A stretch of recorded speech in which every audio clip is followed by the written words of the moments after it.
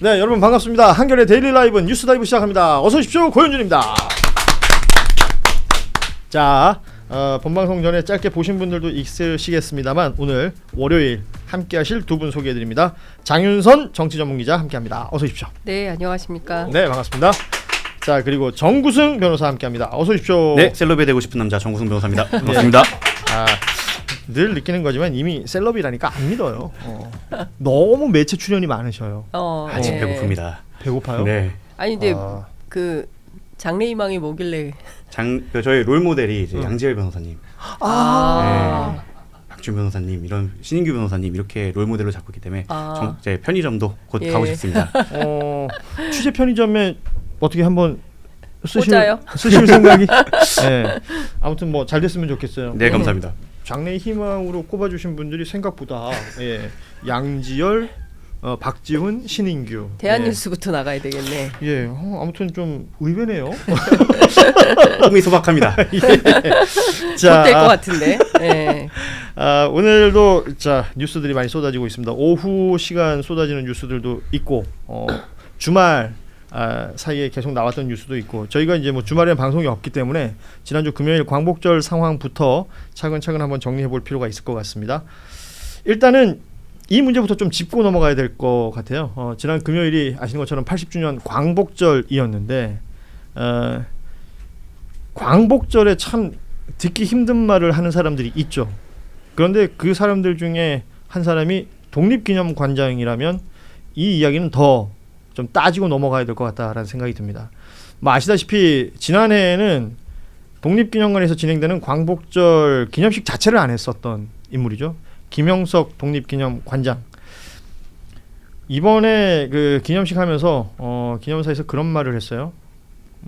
대한민국 광복은 세계사적 관점에서 보면 연합국의 승리로 얻은 선물이다, 이런 표현을 썼는데, 글쎄요, 이게 기존에 우리가 이제 광복절을 되새기고 기념하고 축하하는 그 의미가 우리 민족 스스로가 항일투쟁을 통해서 독립을 쟁취했다, 새로이 빛을 찾은 날, 광복절이라는 표현을 쓰는 것일 텐데, 굉장히 역사적 사실에 배치되는 발언이고 굉장히 식민사관에 가득 차 있는 그런 발언을 했다. 그랬더니 김영석 관장은 일부 언론에서 뒷부분 빼고 일정 부분만 보도해서 내용을 왜곡했다, 이런 주장을 하고 있습니다.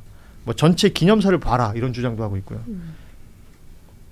일단은 뭐 우리 장윤선 기자님 어떻게 보셨는지 궁금해요. 그 전체 기념사를 봤어요. 전체 기념사를 다 프린트아웃해서 봤는데 A4 한 3장 정도 돼요. 예. 뭘 왜곡했다는 거죠? 그러게 말입니다. 기자들이 왜곡한 대목이 없습니다. 왜냐하면 본인의 워딩을 그대로 실었어요, 기자들이. 그런데 이제 이제 초반부에서는 일종의 이제 국민 통합 강조를 합니다. 그리고 이제 그 중반부에서 함석헌 선생의 그 뜻으로 본 한국 역사, 여기에 뭐 해방은 하늘이 준 떡이다랑 동시에 우리나라 광복을 세계사적 관점에서 보면 뭐 연합국의 승리로 얻은 선물이다, 본인이 쓴 말이에요. 그런데 뭘 왜곡했다는 건지 이해할 수 없고, 사실은 이분이 더 심각한 왜곡을 했어요. 무슨 얘기냐면 그 제일 마지막 그 대목에 윤봉길 의사가 아들들 두 아들에게 남긴 유서에 너희들은 아비 없음을 슬퍼하지 말고 열심히 공부하여 에디슨 같은 발명가가 되거라 라고 얘기를 했다고 적혀 있다고 쓰고 있어요. 그런데 실제로 강보에 쌓인 두 병정에게 두 아들 모순과 담에게 해서 쓴 아주 짤막한 유서를 보면 첫 번째 줄이 어떻게 돼 있냐면, 너희도 만일 피가 있고 뼈가 있다면 반드시 조선을 위하여 용감한 투사가 되어라. 네. 독립운동 하라는 얘기입니다. 아버지의 유지는 독립운동 하라는 것이고, 태극의 깃발을 드날리고 나의 빈 무덤 앞에 찾아와 한 잔 술을 부어 놓으라, 이런 말씀하십니다. 그리고 어떤 얘기를 했냐면 이거예요. 그리고 너희들은 아비 없음을 슬퍼하지 말아라. 사랑하는 어머니가 있으니 어머니의 교양으로 성공한 자를 동서양 역사상 보건대, 동양으로는 문학가 맹가가 있고 서양으로는 불란서 혁명가 나폴레옹이 있고 미국의 발명가 에디슨이 있다. 이렇게 얘기를 해요. 무슨 얘기냐면 바라건대 너희 어머니는 그의 어머니가 되고 너희들은 그 사람이 되어라 이런 말씀을 하십니다. 핵심이 뭐냐면 너희들은 아비 없음을 슬퍼하지 말고 열심히 공부하여 에디슨 같은 발명가가 되어라라고 말한 적이 없어요. 이게 부분만 발췌해서 왜곡한 거죠.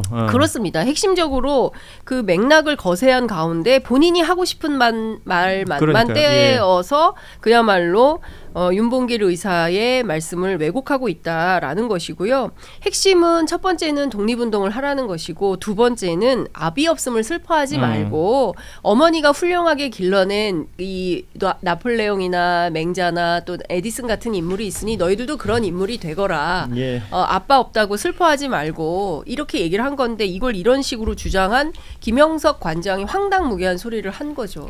전형적인 김건희 윤석열식 그 궤변 그리고 이제 왜곡해갖고 하는 건데 사실 이분은 전과가 많습니다. 이분의 이번 워딩뿐만 아니라 과거 전과를 생각하면 본인의 그 주장을 고지고대로 받아들일 수가 없죠. 예. 네. 그 윤봉길 의사 후손들이 우리나라에도 있죠. 뭐 아시는 것처럼 지난 그 국회 임기에는 그 윤주경 당시 국민의힘 의원도 있었고 이분들이 분노해야 되지 않을까 저는 생각을 해요. 그러니까요. 그리고 뭐 비단 독립운동가의 후손뿐만 아니라 국민들 전체가 이것은 굉장히 좀 뭐랄까 불쾌할 수밖에 없고 이런 사람이 지금 독립기념관장이라는 게 사실은 더 문제인 그렇죠. 거죠. 그리고 또 어떤 왜곡을 했냐면 함석헌 선생의 그 글과 관련해서 해방은 하늘이 준 떡이다. 이게 예. 무슨 뭐 공짜로 주어진 어떤 그 권리인 것처럼 예. 이렇게 또 왜곡을 하고 있어요. 이것도 맥락이 그 얘기가 아닌데. 전혀 그게 예. 아니죠. CR 그러니까 민중의 소중함 그리고 끊임없는 그 항일 독립운동의 민중들이 적극적으로 역할을 했기 때문에 오늘날 우리가 해방 광복을 맞이할 수 있는 것이다라는 맥락은 완전히 다 빼버리고 그냥 해방은 하늘이 준 떡 옛다 먹어라 뭐 거의 그런 식의 그렇죠. 예. 연합군이 준 선물 하늘이 준 떡 이런 식의 주장을 하는 거예요. 그래서 제가 오늘 그 이준식 선생님 전 그 독립기념관의 지청천 장군의 그 후손 되시는 분인데 전혀 이 그 독립운동사를 공부하지 않은 그 무지의 사람이기 때문에 그 본인 스스로 무식함을 깨닫고 입을 닫고 있든가 아니면 제대로 학습해서 똑바로 된 얘기를 해야 되는데 그런 것 없이 이렇게 멋대로 해석을 해서 항일운동사에 대해서 아무런 배경 지식도 없으면서 이런 함부로 말하는 것에 대해서는 도저히 참을 수 없으니 이제 그만 그 자리에서 물러나거라 스스로 떠나라 이런 얘기를 하겠습니다. 이 김영석이라는 독립기념관장이 관장 되자마자 했던 얘기가 억울한 친일파들 돌려놓겠다였어요. 친일파의 명예 회복하겠다라는 말이었고 아마 기억들 하실 겁니다. 예. 당시에 논란이 많이 됐었고 그런데 임기가 27년 8월 7일까지라고 합니다. 그러니까 뭐 민주당이나 광복회나 아니면 여러 분들이 사퇴 요구를 하고 있습니다만 임기가 보장돼 있는 공공기관장이라서 뭐 일각에서는 처치곤란이다 이런 표현들도 쓰고 있습니다. 그러니까 이진숙 방통위원장이랑 비슷한 케이스 아니냐 이런 얘기들도 하고 있는데 이거 뭐 방법이 없겠습니까? 그러니까 이진숙 방통위원장 같은 경우는 개인 비리나 비위가 워낙 많기 때문에 그걸로 인해서 뭐 징계를 하던가 사법 처리를 통해서 뭐 물러나게 하는 방법이 있을 것 같고 또 방통위에 대한 뭐 조직 개편 이런 걸 통해서 해결이 가능해 보이는데 사실 김영석 관장에 대해서는 새롭게 뭐 법령을 입법을 하거나 개정하지 않는 이상 쉽지 않습니다. 이건 비슷한 게 또 하나 더 있죠. 진화위. 얘도 가장 진실화에 먼 사람을 임명을 해놨는데 광복. 이 부분에 대해서는 사실 입법 차원에서 해결이 되지 않는 이상 현재의 법령을 통해서는 사실 개인 비위가 밝혀지지 않는 이상 쉽지 않다는 게 법조인으로서 판단입니다. 근데 사실 김영석 관장뿐만 아니라 그 윤석열 정권에서는 이른바 뉴라이트 계열의 사관을 가지고 있는 식민지 근대화론에 쩔어 있는 그릇된 역사관을 가지고 있는 친일 서관을 가지고 있는 사람들을 소위 얘기하는 그 진화위뿐만 아니라 국가교육위원회뿐만 아니라 또 독립기념관장 그리고 그밖에 다른 그러니까 역사 교육을 담당해야 되는 동북아 역사재단 이런데 전부 다 박아놨어요 윤석열 때. 그리고 이분들이 다 임기직 공무원이기 때문에 설령 국회에서 대통령과 임기를 똑같이 맞춰서 법안을 개정한다 하더라도 이 사람들은 소급부료에 해당하기 때문에 그렇죠. 이 사람들이 임기는 또 지켜줘야 되는 거예요. 그래서 지금 중요한 것은 국민의 여론입니다. 도대체가 이런 사람을 독립기념관장으로 놔두고 그냥 우리가 그냥 부지부식간에 지나갈 일이냐. 그래서 첫 번째는 독립기념관 혹은 또 동북아 역사재단뿐만 아니라 뭐 그것은 진화위도 마찬가지고 안에 있는 노동조합이나 그 직원들 있지 않습니까? 내부 조직원들. 예, 내부 네. 조직원들이 나서서 이런 사람하고 도무지 같이 일할 수 없다라고 이야기하고 또 그렇게 되면 언론이 적극적으로 보도할 수밖에 없어요. 그러면 그 사회적 여론의 압력과 내부적인 비판이 동다발로 진행이 되면 이 압력을 견디지 못하고 자진 사퇴하도록 만드는 것밖에는 방법이 없다라는 겁니다. 그런데요. 저는 다 떠나서 아까도 제가 말씀드렸지만 저는 꼼꼼히 읽어보니까 이분이 말하고자 하는 것은 나는 나의 임기는 지켜줘요. 이진숙 씨하고 똑같은 주장을 하는 겁니다. 느닷없이 광복 80주년에 국민통합을 얘기를 하고 있어요. 이 사람이 얘기하는 국민통합은 과거에 1945년 그 이전부터라도 독립운동 하지 않더라도 친일파 했어도 대충 광복 80주년인데 그냥 서로 좋은 게 좋은 거다. 네, 가자 그냥 같이 살자 이런 주장을 하는 거예요. 근데 그럴 수는 없지 않습니까? 이재명 정부의 기본 노선은 원칙 있는 통합, 정의로운 통합, 의로운 통합을 강조하고 있습니다. 그러면 역대 과거에 친일했던 사람, 군사 독재 부역했던 사람하고 어울렁더울렁 우리가 왔기 때문에 2024년에 비상계엄 사태를 맞이해서 전 국민이 그 엄동설안에 길바닥에 나가서 키세스가 됐던 거 아니겠습니까? 그런 역사를 반복하자고 하는 게 바로 이 김영석 같은 사람의 주장인 겁니다. 그러니까요. 이거를 우리가 그대로 받아들일 수 없기 때문에 결국에는 언론의 역할이 굉장히 중요하다. 오늘만 쓰고 말 일이 아니다. 내일도 쓰고 모레도 쓰고 매일 써서 김영석 관장 등 박선영 과거사위원회 위원장뿐만 아니라 전체 그 역사단체의 이 기관장들에 대한 퇴진 운동을 해야 되지 않을까 싶습니다. 결국에는 여론이 제일 중요하고 영화 대보에 나왔죠. 그 화해를 말하는 자가 배신자다. 그 말도 꼭 잊지 않고 저희가 명심해야 될 것 같습니다. 그렇습니다. 통합과 협치라는 단어 자체의 뜻은 좋을지 모르겠는데 어떤 사람이 어떨 때 쓰는지 눈여겨보시기 바랍니다. 예. 자, 말씀하신 것처럼 지난 겨울 많은 국민이 키세스가 될 수밖에 없었던 이유 12월 3일 비상계엄 이후에 많은 국민들이 힘들었습니다. 여기에 대한 정신적 손해배상을 하라라는 소송들이 여러 차례 잇따라 이어지고 있다라는 보도 지난번에도 전해드렸는데 뭐 많은 분들에게 방송에서 이제 AI 변호사로 유명해진 우리 김경호 변호사가 관련해서 소송을 진행합니다. 지금 시민이 뭐 지금 10,000명이 넘게끔 참여를 했고 그 대리하는 소송을 오늘 서울중앙지법에 1인당 10만 원의 위자료를 청구하는 손해배상 소송을 제기했는데 여기서 이제 중요한 거는 윤석열 부부 공동을 대상으로 했다는 겁니다. 비상계엄은 오로지 김건희 개인을 위한 사법적 압박을 회피하기 위한 목적으로 자행됐다.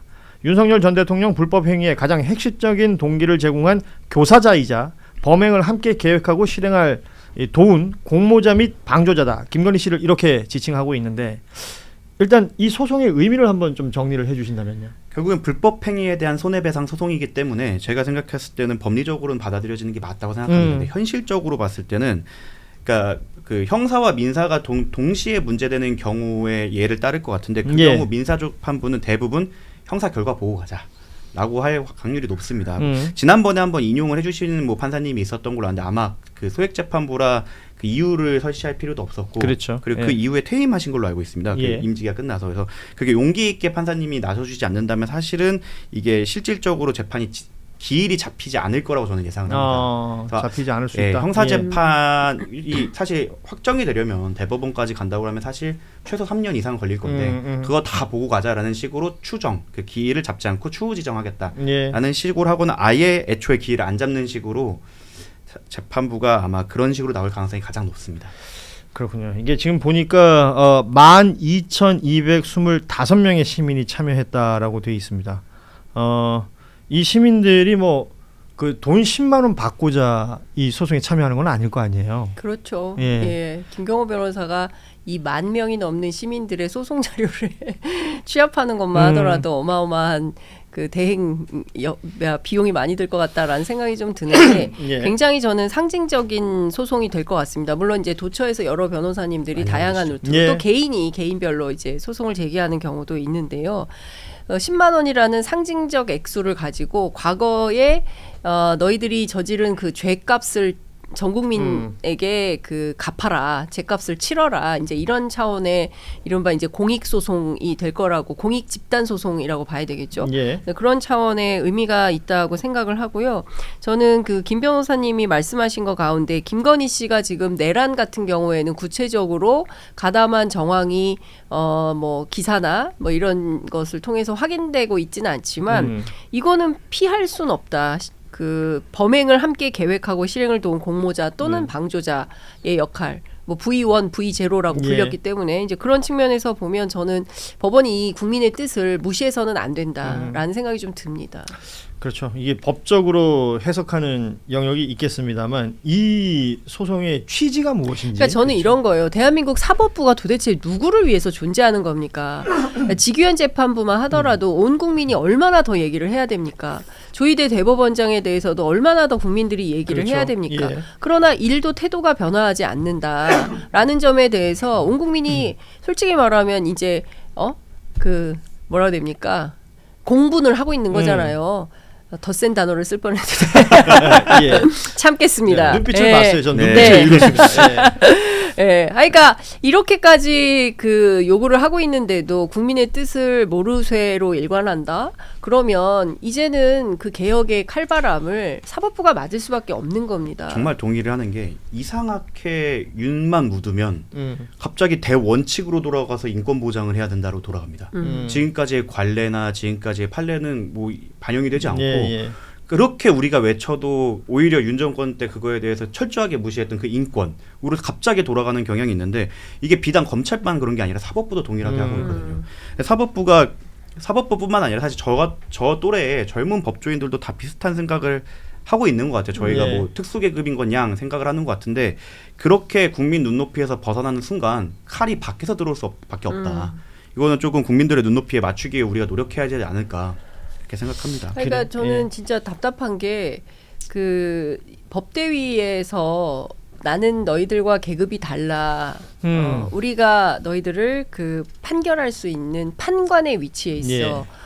끊임없이 이제 시선이 위에서 아래로 내려가는 겁니다. 그러나 세계 재판 제도를 보면 달라요. 그렇지 않습니까? 우리만 이렇게 경우에 따라서는 굉장히 권위적이고 후진적인 그런 제도를 갖고 있기 때문에 어쨌든 사법제도 개혁에 대해서 뭐 추석 올 연말 안에 어떤 묘수를 여당 쪽에서 낼 것 같기, 범 여권에서 낼 것 같기는 예. 한데 지금 이런 태도로 오만하게 나오면 만약에 이거를 뭐 받아들이지 않는다든가 뭐 반려한다거나 이러면 또다시 국민들한테 비판을 받을 수밖에 없겠죠. 그래서 언론이 놓치지 말아야 돼요. 이게 시간이 좀 지나고 나면 이 기사가 사라지는 경우들이 많잖아요. 맞습니다. 우리가 그런 것들을 워낙 많이 봐왔고 그러다 보니 일정 기간만 지나면 국민들이 잊어버릴 것이다. 이런 말을 하는 정치인도 우리가 보게 되는 것이고요.